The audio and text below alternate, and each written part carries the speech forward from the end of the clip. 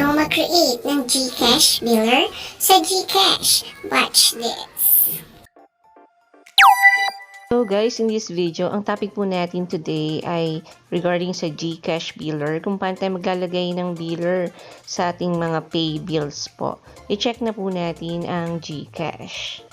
Kung meron ka ng GCash, i-click mo na. Kung wala pa, mag-download ka sa Play Store or sa App Store. Click GCash. So wait po natin. So yan, running. So, nandito na tayo sa aking GCash account. Enter mo ang PIN. So, once na enter mo na ang PIN, mapuproceed ka na sa iyong GCash account. Wait po natin. So, ang process po na to ay paglalagay po ng biller sa ating mga pay bills para isang click na lang, nandun na ang information. So, hindi na po tayo mag-add ng mga info details sa pagbabayad. Automatic nakasave na po. So, wait natin guys. Still processing.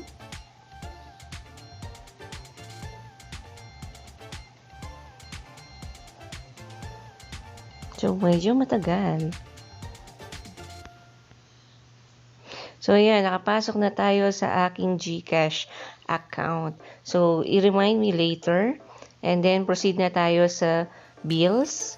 Dito tayo mag-create ng biller. So, as you can see, nakita nyo ang aking favorite billers. Ito po yun, ang PLDT. And also, PLDT po na isa. Dalawa po kasi yung binabayaran kong PLDT na phone. So, yan. So, dito makikita natin yung mga add biller sa may right side. Ito. I-click mo yung add biller para ito sa mga binabayaran mo na bill. For example, mag-a-add ka ng biller na Meralco. For example lang to guys ha. So, hanapin mo ang company ng Meralco. Check natin. Letter M. So, medyo di natin ma-search. O kaya type mo na lang dito ang Meralco sa biller. Yan. So, yan. Nakita mo na ang Meralco. So, dito, i-click mo yung Meralco. And yan.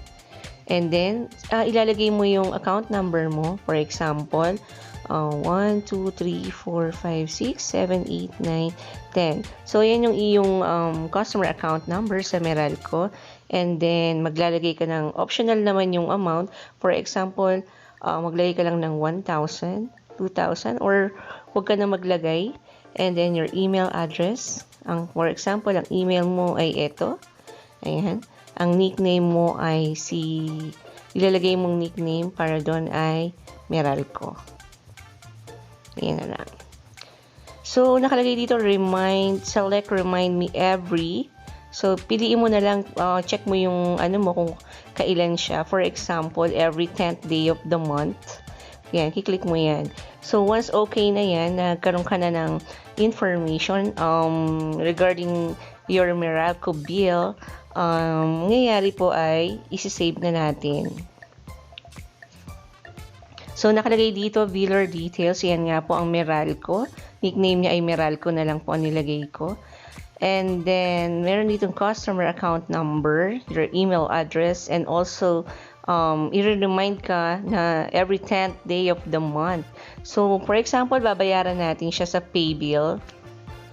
So, yan. As you can see, nandito na siya sa ating pay bills.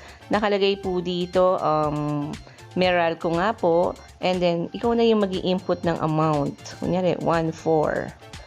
And then, automatic nakalagay na yung customer account number mo and your email address.